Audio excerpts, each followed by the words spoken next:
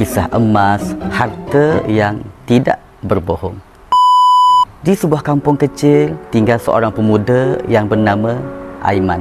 Dia bekerja keras setiap hari, tetapi hidupnya tetap sederhana. Suatu hari, ayahnya yang sudah tua memanggilnya dan menyerahkan segetul emas kecil. Ini bukan untuk kau jual, simpanlah.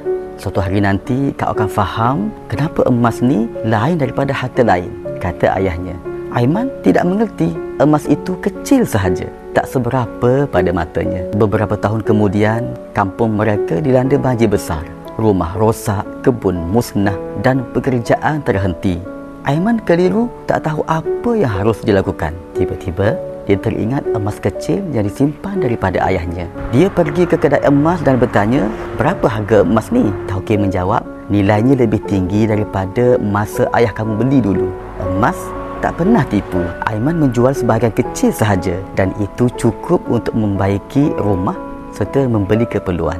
Pada saat itu, dia mula faham akan kata-kata ayahnya. Tahun berganti tahun, Aiman kembali bekerja dan setiap kali ada lebih sedikit wang, dia beli lagi sedikit emas. Bukan banyak, cuma sedikit demi sedikit. Tetapi dia perasan emas semakin bertambah nilainya, sedangkan barang lain makin mahal dan duit makin mengecil nilainya. Dia berkata dalam hati, duit boleh hilang, tapi emas menjaga aku. Pada suatu hari, anaknya bertanya, Abah, kenapa kita simpan emas? Kenapa bukan simpan duit sahaja?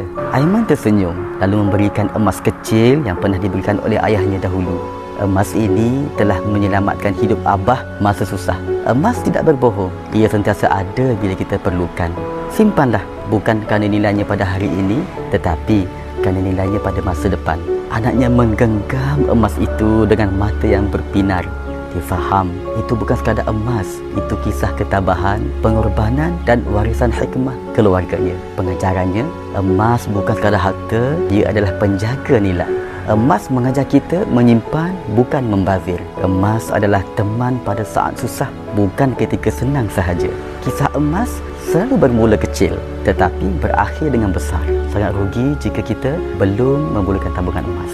Jom saya bantu, daftar percuma.